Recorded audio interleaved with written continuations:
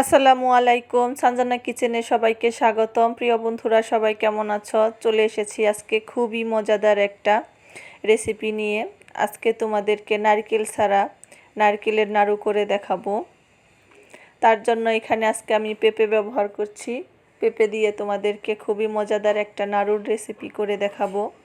আশা করি রেসিপিটা তোমাদের কাছে ভালো লাগবে। তো প্রথমে আমি একটা বড় সাইজের পেঁপে নিয়েছি। পেঁপেটাকে এরকম করে খোসা ছাড়িয়ে টুকরো টুকরো করে কেটে নিয়েছি। এখন গ্রেট মেশিন দিয়ে এটাকে আমি গ্রেট করে নেব।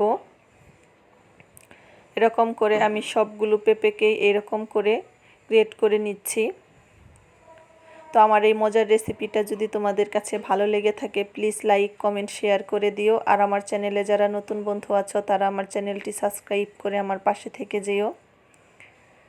তো আমি পেঁপেটাকে এইরকম করে গ্রেট করে নিয়েছি। নিয়ে এখন হাত দিয়ে ভালো করে এরকম করে চিপে পানিটাকে ফেলে দিচ্ছি। দিয়ে তারপরে আমি চলে যাচ্ছি চুলাইতে কড়াই মধ্যে পেঁপেগুলো দিয়ে দিয়েছি। দিয়ে এটাকে আমি একটু ভাপ দিয়ে নেব, তাহলে এটার ভেতর থেকে আরও যে পানিগুলো আছে ওই পানিগুলো বের হয়ে যাবে। এরকম করে ভালো করে আমি ভাপ দিয়ে নিচ্ছি পেঁপেটা। তো এটা আমার ভাপ দেওয়া হয়ে গেছে, এখন আমি নামিয়ে ফেলবো।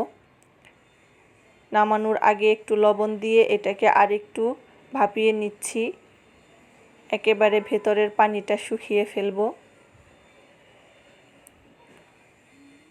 তো এটাকে আমি নামিয়ে নিয়েছি। এখন আমি ক্যারামেলটা বানিয়ে নেব। তার জন্য এখানে 1 কাপ চিনি দিয়ে দিয়েছি, দিয়ে অল্প একটু পানি দিয়ে দেব। দিয়ে এটাকে আমি ভালো করে একটা ক্যারামেল বানিয়ে নেব।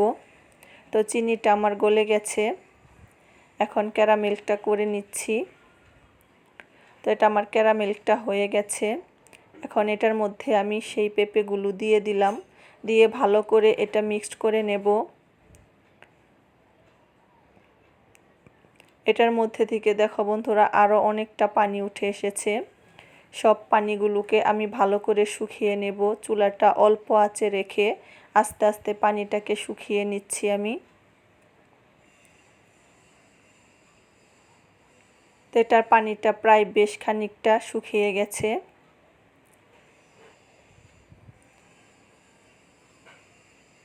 তো এটা আমি নামিয়ে নিচ্ছি, আমার হয়ে গেছে এটা। নামিয়ে তারপর তোমাদেরকে আমি নাড়ুগুলো করে দেখাচ্ছি। এই রেসিপিটা আমিও ফার্স্ট করলাম, এর আগে আমি কোনো সময় করি নাই, কিন্তু সত্যি খেতে এতটা মজা হয়েছে, আমার কাছে তো খুবই ভালো লেগেছে। আশা করি তোমাদের কাছেও রেসিপিটা খুবই ভালো লাগবে।